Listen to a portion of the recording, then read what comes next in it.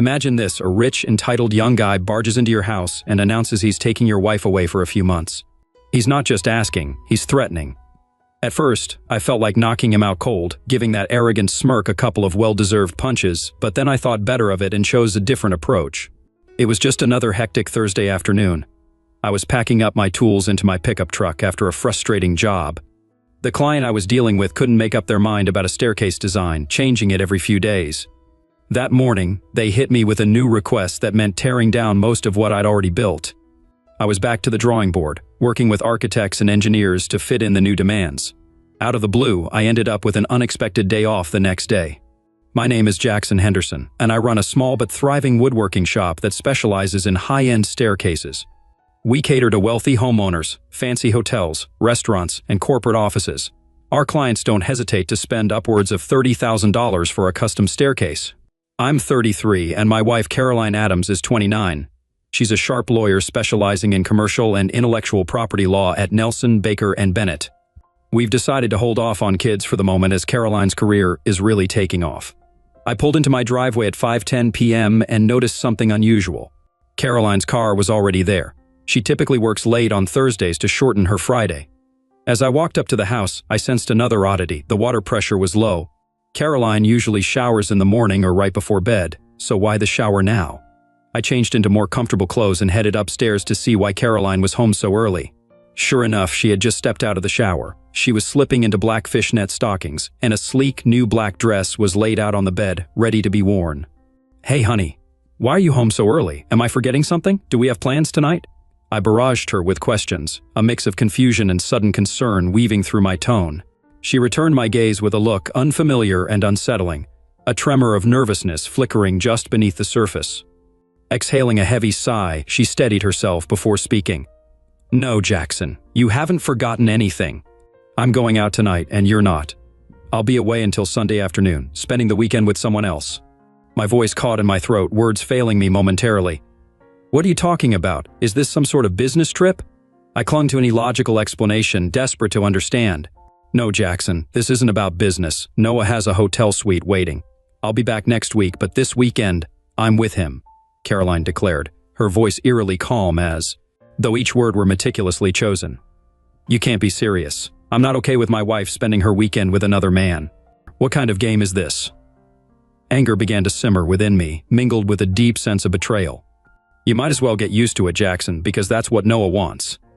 "And I'd think twice before crossing him," she replied, her laugh sharp and cold, slicing through the tense air between us. "So you're in on this? You expect me to just nod, bottle up my feelings, and let you walk out the door? Then you'll just come back and play the dutiful wife?" I retorted, the sarcasm in my voice thick and biting. "I didn't say it's just this weekend. Noah wants this now and then, so yes, you'll go along with it and keep quiet. Believe me, it's easier that way," she asserted bluntly, her words leaving no space for argument or protest. "We'll see about that. I'm not just going to stand by while that jerk runs our lives. If you think you can treat me like a chess piece and I won't fight back, you're mistaken," I warned, my tone firm and challenging. As Caroline continued preparing for her evening, I felt a hollow pit forming in my stomach. I trudged downstairs, pulled a beer from the fridge, and saw a sleek Mercedes roll up. Noah stepped out, his confidence bordering on arrogance, as he approached our front door and rang the bell. "Jackson, that's Noah. Can you get the door?" Caroline's voice floated down from upstairs, calm yet commanding. I punched the code into the back door's alarm panel, making sure it was armed, then got my cell phone ready to record video. I tucked it into my t-shirt pocket, angled just right to capture everything. Taking a deep breath, I sat down in the living room, bracing myself for the inevitable confrontation. I had known Noah since Caroline joined the law firm, MBB, 4 years ago. I first met him at their office holiday party. Noah, a man in his late 30s, always carried himself with an unmistakable air of arrogance, oozing charm with colleagues, yet dismissive and downright rude to others, especially around their spouses. I had never liked him. Caroline rushed downstairs, her agitation clear, and flung the door open. "Sorry for the wait, Noah. My husband seems to have forgotten his manners," she said, her voice softer, more submissive than usual. As she leaned in close to Noah, she whispered something in his ear, her words a silent hiss, lost to the distance between us. Noah's entrance into the living room was bold and unapologetic. "Hey buddy, I hear you're not too happy about Caroline joining me for the weekend," he called out, his voice thick with mockery. "Get out of my house or I'm calling the cops," I snapped, my hands balling into fists, my whole body tense with anger. He burst into laughter, the sound sharp and mocking. Caroline stood beside him, a smirk playing on her lips, complicit in his arrogance. "And what do you think the cops will do? Nothing. They won't lift a finger. You know why?" His face suddenly shifted to alarm when he spotted my cell phone. He lunged for it, but it was securely locked. In a rage, he snatched it anyway and threw it to the floor, where it shattered with a loud crash. "You think you're in control here?" Noah taunted, stepping closer, his eyes narrow slits of menace. "Listen carefully. Your wife is spending this weekend with me, whether you like it or not, and your opinions, they mean nothing." I remained still, my voice steady despite the boiling anger. "Threats don't scare me, Noah, but they do give me a good idea of who you really are." He sneered. "Oh, I'm just getting started. If you try to mess with us, if you so much as breathe a word about this to anyone, you'll regret it more than you can imagine." "And what's that supposed to mean, Noah?" Caroline interjected, her tone suddenly sharp, betraying a flicker of her usual fire. "What exactly are you planning?" Noah glanced at her, irritation flickering across his face. "Stay out of this, Caroline. This is between me and him." Ignoring her, he turned back to me. "Keep quiet and stay out of our way. If I find out you've upset Caroline, talked about divorce, or tried to reach out to my wife, it's going to get ugly."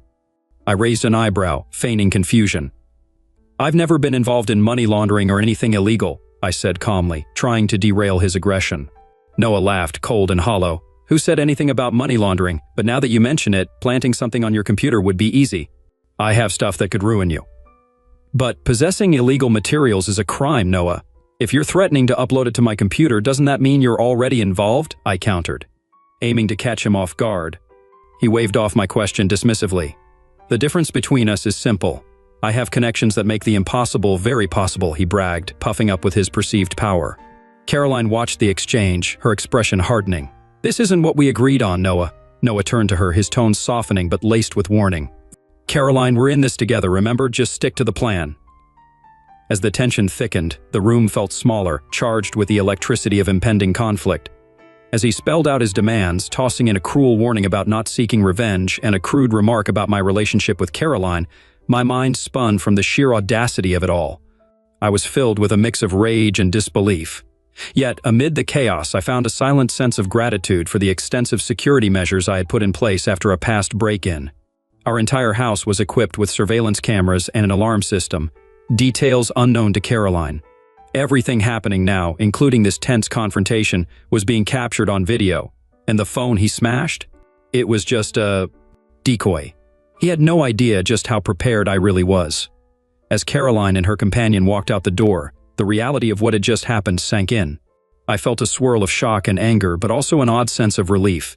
I had captured clear evidence of his threats and manipulation, evidence that could be crucial if things led to a divorce.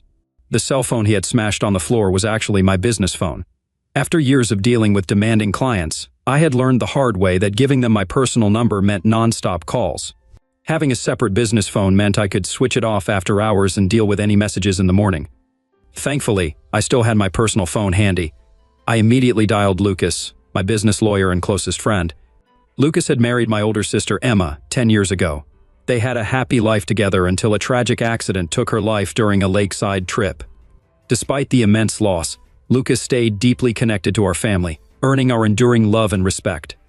After Emma's death, he eventually found happiness again with Charlotte, and they married. They were at my wedding with Caroline, and to this day, Luke and Charlotte are as close as family to me. Now, facing a serious threat, I urgently needed Lucas's advice. I told him about the menacing threats from a man named Noah and the disturbing scenario unfolding with Caroline. Lucas's response was immediate and reassuring. He advised me to stay put, avoid contact with others, and turn off all communication devices. He and Charlotte would be over within the hour with dinner. Just hearing his steady, supportive voice gave me a sense of security amid the turmoil. After sharing the troubling threats from someone named Nelson and recounting the unsettling events during my wife's secretive getaway, Lucas was quick to offer his support. He urged me to stay inside, avoid contacting anyone else, and shut down all my devices. He assured me he and Charlotte would arrive within the hour, bringing dinner along. His words brought me a deep sense of security when I needed it most. As I sat there, the reality of the past hour sank in. Caroline had been swept away by Nelson's commanding presence and charm. I had never imagined she would turn away from our love for him. It was a painful realization that our relationship wasn't as solid as I had thought. Caroline and I met 5 years ago at a mutual friend's birthday party. She was the sister of the birthday boy, an army officer deployed in Afghanistan. Despite not knowing many people there, we clicked immediately. Our spark quickly turned into a whirlwind romance, leading to marriage just a year later. During our time together, I continued to work for Mr. Miller at his small but well-known woodworking shop. Jacob Miller was a master craftsman but struggled with the business side of things. While still in college, he had brought me on board as a part-time accountant to manage his books. Just a few months into my job, Mr. Miller landed 3 huge contracts. He was stretched thin, and these projects demanded more of him than he could give. His clients were adamant he handled them personally, so he asked me to step in and help out in the field. At first, my role was simple: run errands, get supplies, and help with the heavy lifting. But it wasn't long before my knack for the work started to show. As I got the hang of things, I began handling simpler tasks on my own and became a go-to for the trickier projects. While I was still pursuing my accounting degree, my love for hands-on work drew me to an apprenticeship. A few years later, I was certified and became Mr. Miller's right-hand man. When he retired, my parents helped me financially, allowing me to buy out Mr. Miller's share over 2 years. The lawyers at NBD dismissed me as just another uneducated shop worker, but I didn't let that bother me. My business was thriving, taking on fewer projects, but more profitable ones. Recently, I'd even hired 2 assistants, and my income and business value were now exceeding those of many of my wife's lawyer colleagues. Caroline, however, was still in the dark about these achievements. My reflections were cut short when Charlotte and Lucas showed up with Chinese takeout and some beers. "Are you okay, Jackson?" Charlotte asked, wrapping me in a comforting hug. Lucas followed with his own supportive embrace. "I can't believe Caroline would do this. It's so out of character for her," he added, sounding as shocked as I felt. "We should," I agreed. "Don't worry, buddy, we'll figure this out. Let's eat, and then I'll check out your recording." I filled him in on how unwelcome Caroline and her guest had made me feel. After we finished dinner, I pulled out my laptop and opened the files that captured both video and audio from the house. Thankfully, the quality was crystal clear. "I can't believe what I just heard," Lucas said, shaking his head. "That guy's pretty full of himself, isn't he?" I remarked casually. Lucas scoffed. "He's not just arrogant, he's downright foolish. What is he, 39? Maybe 42? That means he's been practicing law for about 15 years. He's so wrapped up in himself, he didn't think twice. Your move to make him think he wasn't being recorded after he smashed your phone was brilliant. He fell for it, hook, line, and sinker. Spilled everything we needed." "But can I actually use this? It was recorded without his knowing," I asked, a bit worried about the legality. "Absolutely, Jackson. This is your house. You're allowed to record anything here," Lucas confirmed with confidence. "So I'm covered?" I wanted to be absolutely sure. "You've got nothing to worry about," he reassured me, his voice steady and reassuring. "Nope, that's not what I'm saying. We need to be extremely careful," Lucas warned, his face set in a serious expression. "I did some digging on the drive over here." He gestured to Hunter, who had driven and handled picking up the takeout. "Turns out our guy Nelson is the son of the founder of their law firm." I nodded, aware of this bit. "But what you might not know is that his father, Colin Nelson, had quite the reputation. He wasn't much of a lawyer, but he was buddies with most of the local judges from his college days. It was easy for him to sway cases in his favor. Sadly, his son Noah is walking the same path. That's what makes him dangerous," Lucas continued, his concern palpable. "He's got a network of friendly judges, so if he decides to sue, we'd likely lose no matter how wrong he is." I asked, the reality beginning to dawn on me. "Not necessarily. It'll be tough, sure, but not impossible. I've got some connections too, Jackson. What we need is solid evidence to build a strong case against him," Lucas reassured me, his confidence giving me a lift. "But you just said the judges tend to side with him," I pointed out, seeking clarification. "Unless we bring this to criminal court," Lucas said, a determined look crossing his face. "That's where Bill will be useful." We were interrupted by a knock on the front door. I turned to see a petite brunette waiting on the porch, breaking our intense planning session. "Hello, Mr. Henderson," she greeted me with a polite nod. "Hi, Grace. Come on in." Lucas beckoned her inside. "Jackson, this is Grace Moore. She's a computer expert from the private investigative firm we work with." I reached out to her after our chat. He introduced her to me, giving a brief background. That evening, we filled Grace in on the whole mess, particularly the part where Nelson threatened to plant incriminating material on my computer. Grace listened intently, then laid out her plan.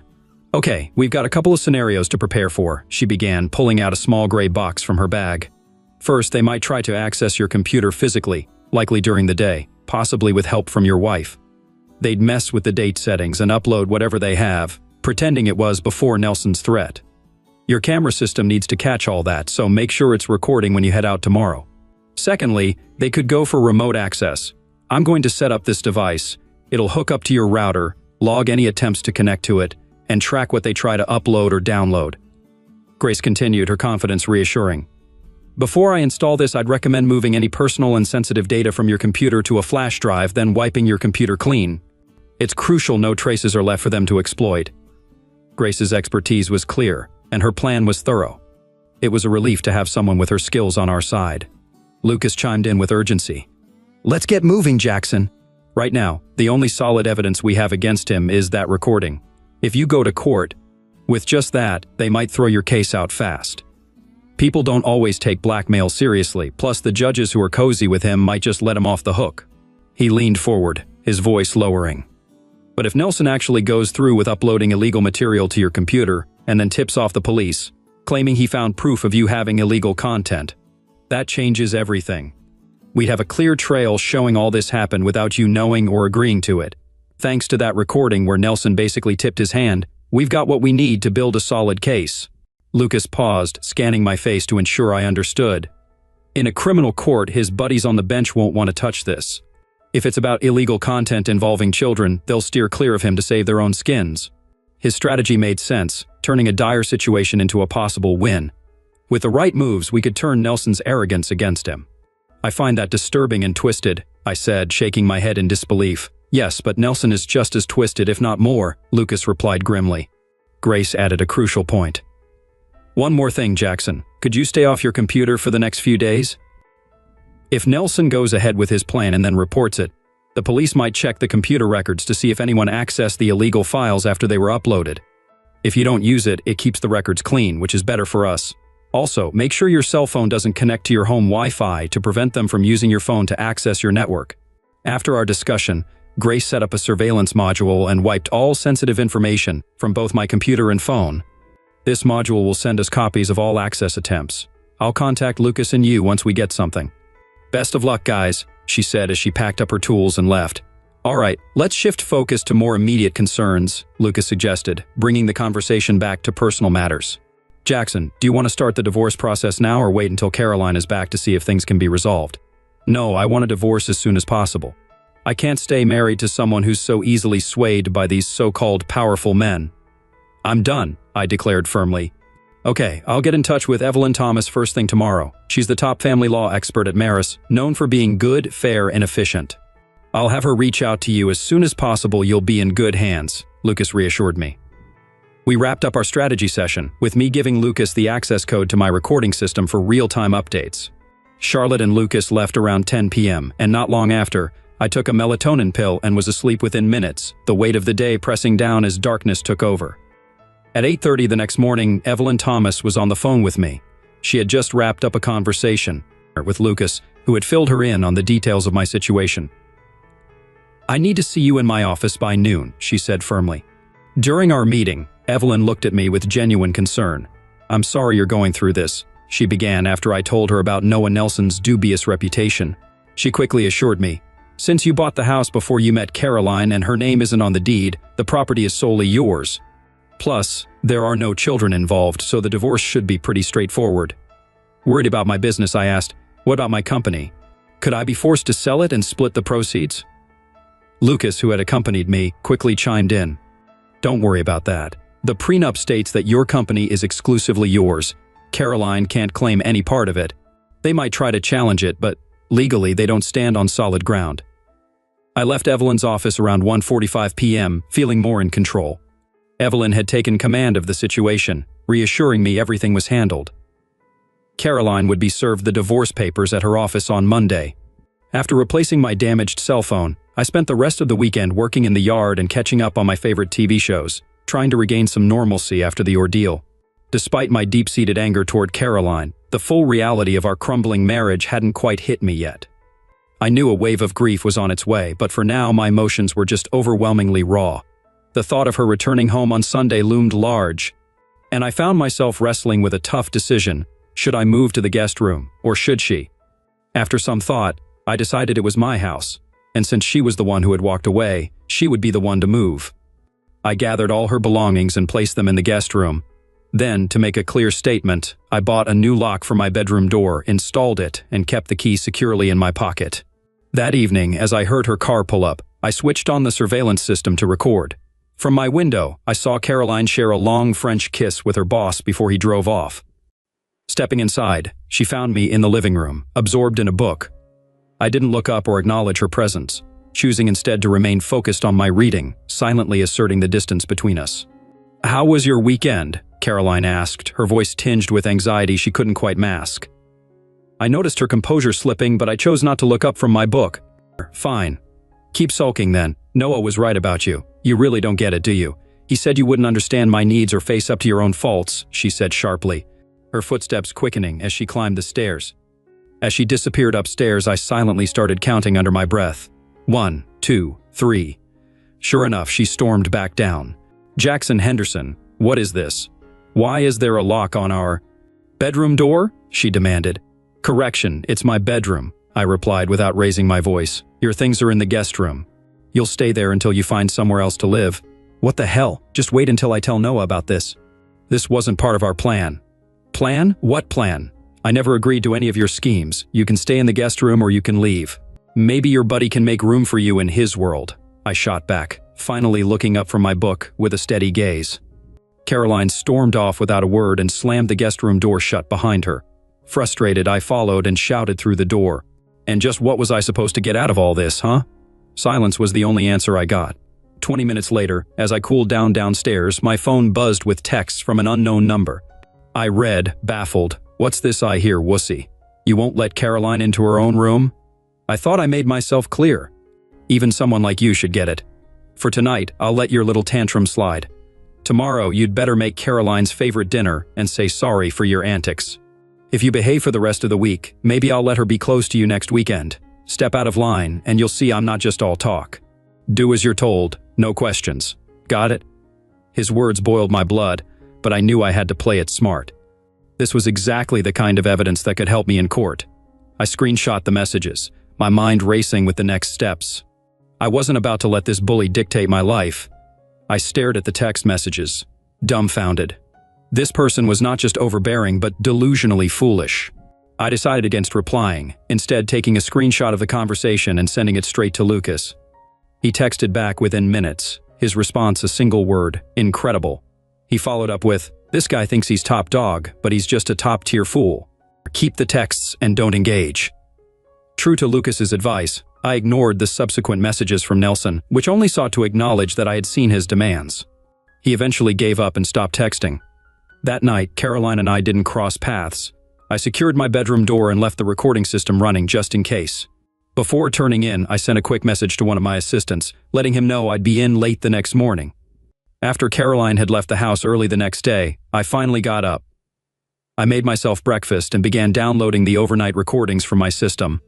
The footage showed Caroline didn't leave the guest room until morning. She used the guest bathroom, showered, and left the house without eating anything. Interestingly, she hadn't tampered with my computer as I had half expected she might. A message from Evelyn Thomas lit up my phone. "Hi Jackson, just to confirm the divorce papers will be served at 10 this morning. I've also informed Lucas. Try to have as good a day as possible, all things considered, before you head to the shop." Before leaving for work, I double-checked my home security system. It was still recording, and I set it to alert my phone if anything happened. I had a noon meeting with the architect to finalize some changes for a client, so I busied myself with small tasks to pass the time until then. I half expected a call from Caroline after she was served the divorce papers. But when 11:40 rolled around and my phone remained silent, I messaged Lucas to express my surprise at her silence. This means she's probably already talked to Nelson about the papers. They could be plotting their next move. "I'll touch base with Grace. Stay tuned," he texted back. The meeting with the architect ended up being more productive than I anticipated, helping me to stay grounded despite the swirling chaos of my personal life. Afterward, I spent the afternoon maintaining my tools and cleaning up the shop. Later, an alert buzzed on my phone from Lucas. It's starting. He added a thumbs-up emoji. I quickly logged into my home surveillance system from my shop and watched the live feed. Caroline had just walked in with a man I didn't recognize. They headed straight to the home office and started up my computer. The pair kept their conversation to a minimum. The man took a few minutes to crack my password before he plugged a flash drive into the computer and began doing something suspicious for about 15 minutes. I watched intently, documenting every move they made, ready to pass this evidence along to Lucas and Grace. I managed to capture clear images of the man's face from the surveillance footage. Meanwhile, Caroline headed to the guest room to pack up her belongings into garbage bags, since her suitcases were still in the master bedroom closet. Once the man finished his dubious activities, he powered down the computer, told Caroline he was leaving, and exited. She quickly finished packing and left the house soon after. Lucas called me as soon as the recording stopped. "All right, Jackson, head home and just act normal. I think they'll involve the police tonight or maybe tomorrow, so be ready for an inspector to show up. They'll need a few hours to get a search warrant, so that's your heads up." "Tomorrow? Could I actually get arrested?" I asked, my voice barely above a whisper. "It's possible," Lucas replied soberly. "If it happens, keep quiet. Don't say anything to them. I've already spoken to Oliver Wilson, a top criminal defense attorney. I've given him all the recordings and details. He told me this should be the easiest case he's handled all year," he assured me. I gave Lucas a code to control my alarm and recording systems in case I was arrested. After wrapping up our discussion, I felt a knot of anxiety as I drove back home. The rest of the evening was eerily quiet, no police, no calls from Caroline, and no threatening messages from Nelson.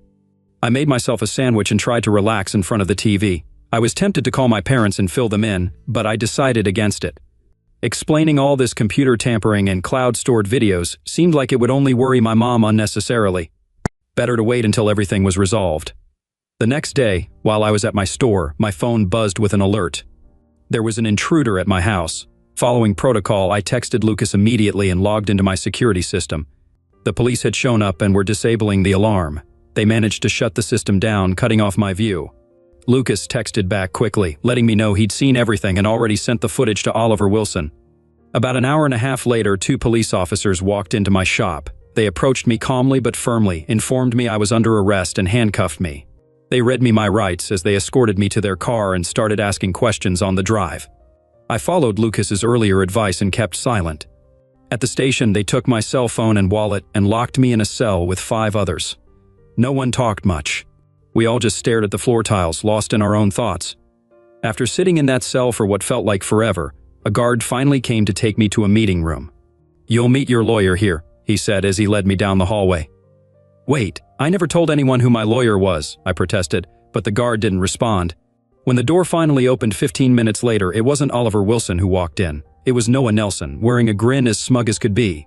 He sat down across from me, silent at first, just holding my gaze. I stared back, refusing to give him the satisfaction of seeing me rattled. Clearly pleased with himself, thinking he had the upper hand, Noah finally broke the silence to speak. "Now, do you understand the gravity of the situation?" Noah's voice was loaded with condescension, but I kept quiet. "I asked you a question, Henderson. Answer me, you insignificant bug." I remained silent, choosing not to play into his hands. "It will be your word against mine, Henderson. A carpenter's word versus one of the most prominent lawyers in the city. Can you guess the outcome?" He maintained his smug smirk, seeming to relish the power imbalance. He stood up, straightening his suit as if preparing to leave a boardroom. "All right, it appears you need some time to think over what I've said. We'll continue this discussion tomorrow morning. Perhaps a night in this communal cell will clear your head," he declared, then turned on his heel and left the room. As the door clicked shut behind him, the reality of the situation sank in deeper, but his words didn't scare me. They fueled a growing resolve to fight back. I was led back to the cell, now occupied by only 4 others. Later that afternoon, I was summoned again to the meeting room. This time, a tall blonde man with a stern expression was waiting for me. He stood as I entered. "Don't mess with me," he began sharply, then his tone softened slightly. "Good afternoon, Jackson. Pleasure to meet you. I'm Oliver Wilson. You can call me Oliver. Lucas contacted me earlier today. He was having trouble reaching you. We figured you might have been arrested and brought here." I took a deep breath and detailed everything that had happened that afternoon, including the disturbing encounter with Noah Nelson. Oliver listened intently, his expression turning to shock, though he kept quiet until I finished.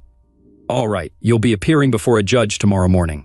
Expect the bail to be hefty, but don't worry, Lucas is on top of it, Oliver assured me, his voice calm and authoritative. I know tonight will be tough, but hang in there. Lucas and I are both here to support you. Keep on refusing to answer their questions. I've officially taken on your case, and rest assured, Noah Nelson won't be bothering you again. The next morning, I stood before the judge, facing charges of possessing illegal materials involving children. I firmly maintained my plea of not guilty. The bail was surprisingly set at $17, a sum so small it almost felt mocking. I was released later that afternoon with the conditions that I couldn't leave the city limits or contact my soon-to-be ex-wife, nor anyone from her office, but I was allowed to continue working at my shop. They returned my cell phone and wallet, and Oliver, seizing the moment to catch up, took me out for a late lunch. As we sat down to eat, I explained to Oliver that I'd been cautious about what I said at the police station the previous day, worried about who might be listening. However, after making some calls and doing a bit of digging, I found out some pretty interesting stuff about Noah Nelson. I told him, ready to share the results of my sleuthing. First off, I continued, the process to obtain a search warrant takes a few hours. Only after that can they review whatever they find and get an arrest warrant. In my case, they hauled me in before they even finished searching my house. And secondly, I added, shifting in my seat as the gravity of my next point settled in, despite all the restrictions on me contacting you or Lucas, Noah Nelson got permission to see me. That just doesn't add up. Oliver nodded, his eyes narrowing thoughtfully. These inconsistencies strongly suggest that this whole scenario was orchestrated, which is undoubtedly illegal.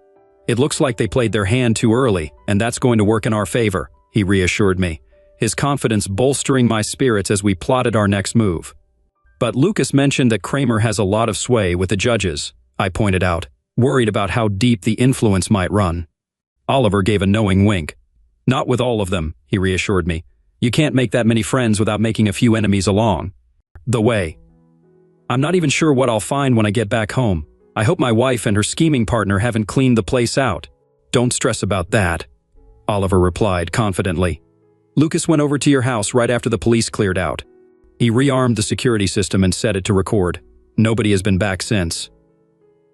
Relieved, I left the restaurant and returned to my shop to pick up my car, then drove home, eager for a shower and the comfort of familiar surroundings.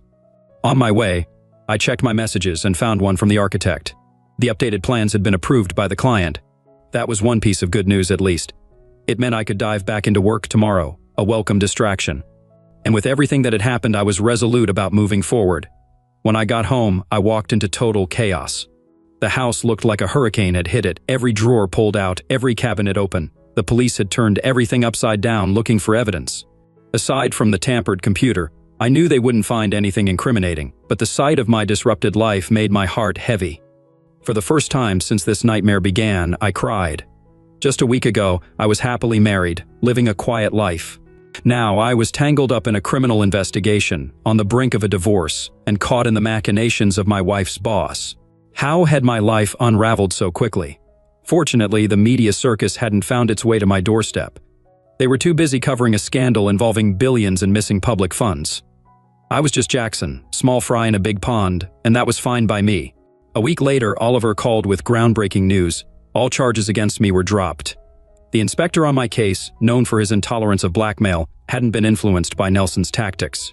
Instead, he had turned the tables, charging Noah Nelson with blackmail, evidence fabrication, and illegal possession of materials involving children.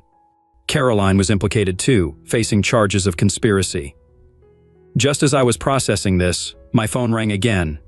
It was Lucas inviting me to dinner. As I was heading out, Evelyn Thomas, my divorce attorney, called with an update. Jackson, Caroline's lawyer reached out to me this afternoon. She's ready to sign the divorce papers. No changes, but she wants one thing, a 1.5-hour private meeting with you, preferably at a place called Malif. The thought of seeing Caroline was the last thing I wanted, but if meeting with her could speed up the divorce, maybe it was worth the discomfort. I told Evelyn to set it up. I'd meet with Caroline. Spending the evening with Lucas and Charlotte was like a breath of fresh air, my first real break in weeks. Charlotte cooked up some delicious coconut shrimp and rice, and for a few hours I managed to forget my troubles. When I got home, I found out the meeting with Caroline was set for the following Wednesday. Even though I was the victim in her and Nelson's scheme, the idea of facing her again filled me with unease. The day of the meeting, I walked into Evelyn's office feeling a mix of dread and determination. Evelyn met me at the door with a serious look. Jackson, I'm not sure what she's planning, but be careful. She's facing serious charges herself. Don't give her anything that could be twisted and used against you in court. Remember, we can't check her for recording devices, so assume she might be recording this conversation. Okay, thanks for the heads up, I responded, bracing myself for whatever Caroline had planned. I walked into a small private meeting room where Caroline was already seated. I braced myself, expecting to face the same cold and calculating Caroline I had encountered in recent weeks. Instead, I found her looking fragile, almost broken. Despite a fleeting urge to feel compassion, the memory of her intimate farewell with Nelson before their secret getaway kept any warmth from taking root. Thank you for agreeing to meet, I started, my tone more formal than I intended. What could you possibly have to say to me, Caroline, after everything? Tears started streaming down her face. Jackson, I'm so ashamed of how I've treated you. You were always a wonderful husband, and you didn't deserve any of this. I got caught up in Noah's web and I didn't see it until it was too late. Hearing that the charges against you were dropped and that Noah and I might be prosecuted shocked me back to reality. I can't even look at myself anymore. For the next 45 minutes, she poured out her thoughts, analyzing her actions and their impact without prompting me for any information or asking any questions. It was as if she needed to vocalize her regret and confusion to make sense of her own dissent. Caroline's voice was steady, resigned. I understand it's over between us, Jackson. If I were in your shoes, I'd want a divorce too. I don't blame you for wanting to end things. I've resigned from my job, and I told Noah Nelson that I never want to speak to him again. I've gone back to live with my parents and I've told them everything. They're furious. Let's just say it's not exactly a warm, welcoming home right now. I just looked at her. There were no clever words to offer. She had woven her own tangled web, and now she was stuck in it. The months ahead, maybe even years, are going to be tough for me, she continued. I don't even know what to expect from life anymore. She paused, her eyes searching mine. My only hope is that maybe, after all this settles down, we might find a way to be friends. That's a distant prospect, Caroline, very distant. We'll see when we get there. Best of luck. I stood up, my voice firm, and left the room. Despite everything, a part of me still cared for her, but I knew reconciliation was impossible. Initially, I had felt a harsh desire for revenge, but life had already delivered her a heavy dose of reality. She was learning her lesson the hard way, and that was punishment enough. Caroline managed to strike a plea bargain by fully cooperating with the authorities against Noah Nelson, after which she moved to another city. I lost touch with her after that. When the accusations against Nelson hit the headlines, other victims stepped forward with similar claims of blackmail, bolstering the case against him. Nelson ended up with an 11-year prison sentence. Since the police had all my interactions with him on tape, they didn't need me to testify. With Nelson's conviction secured, I launched a civil lawsuit against him and his crumbling law firm. The case settled for $1.5 million, a good chunk of which I gladly handed over to Lucas for his unwavering support throughout the ordeal. My business has been thriving since, and I'm currently in the process of acquiring a specialized door manufacturing company, adding 6 more members to what feels like my second family. Feeling settled, Lucas and Charlotte hosted a barbecue to celebrate my final divorce decree. It was there I met Charlotte's younger sister, Olivia.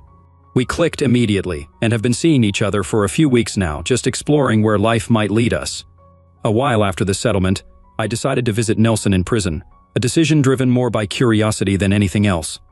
I asked the guard to make sure he stayed for the whole conversation. Nelson swaggered into the visiting room, smirking confidently. "What do you want, wussy?" He taunted right off the bat. As Nelson tried to storm out of the room, the guard blocked his way, ignoring his insults and forcing him to stay and listen. I leaned back, casually eyeing him with a smirk. "Oh, interesting. Heard your wife, Ava, filed for divorce.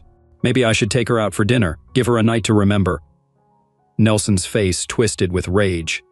"You bastard, if you dare," I cut him off, grinning wider. "Save your breath. I've already seen her.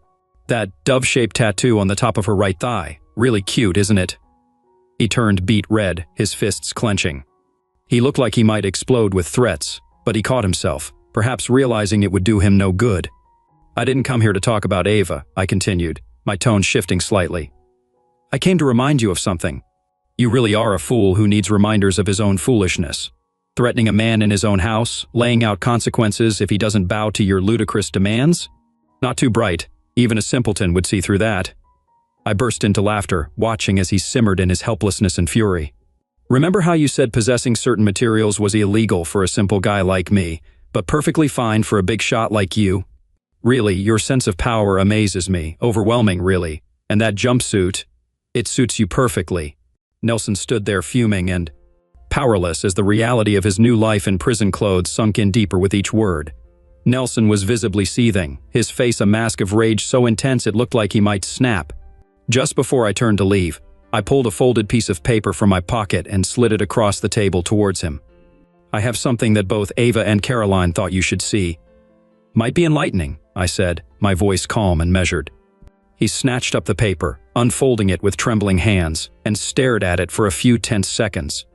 His confusion morphed into frustration. "What the hell is this?" he demanded, looking up at me with fiery eyes. I couldn't help but laugh, the sound echoing slightly in the stark room. "This," I said, pointing to the drawing, "is a basic diagram of female anatomy." I tapped a specific area on the paper. "They wanted you to finally understand where the arousal point is." The look of bafflement and humiliation mixed on his face was almost too perfect. As he absorbed the information, his anger seemed to boil over, yet he was left speechless, caught in the absurdity of the lesson. I stood up, still chuckling. "Thought you might appreciate a little education, Nelson. Take care," I said, leaving him with his outrage and the diagram, a stark reminder of his failures.